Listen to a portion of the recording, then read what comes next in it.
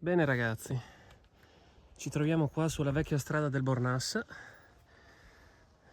che porta su in Piancavallo, o meglio dire la strada che da Madonna del Monte va su fino al Bornas, e dalle ultime notizie mi è stato riferito che è stata riaperta finalmente dopo tanti anni.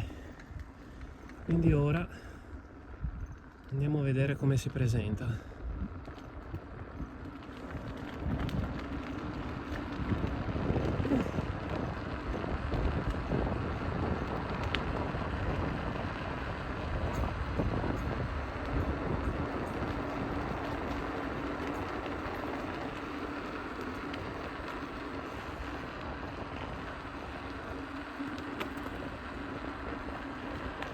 Eccoci qua.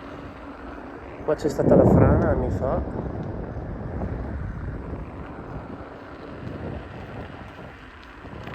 Che appunto ha distrutto la strada. Wow! Eccoci qua.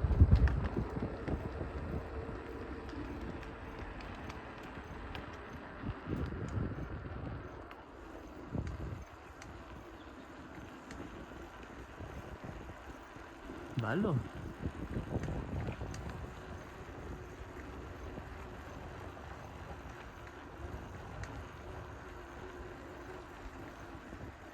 Proprio in questo punto era franata giù.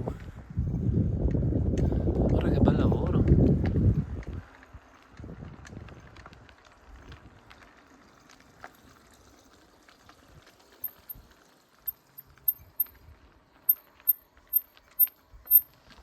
Eccoci qua.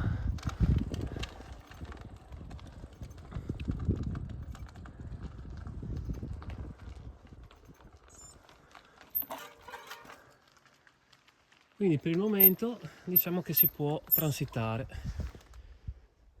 Strada molto comoda da percorrere in bicicletta o a piedi perché appunto è chiuso il traffico. E niente, adesso andiamo su al Bornas.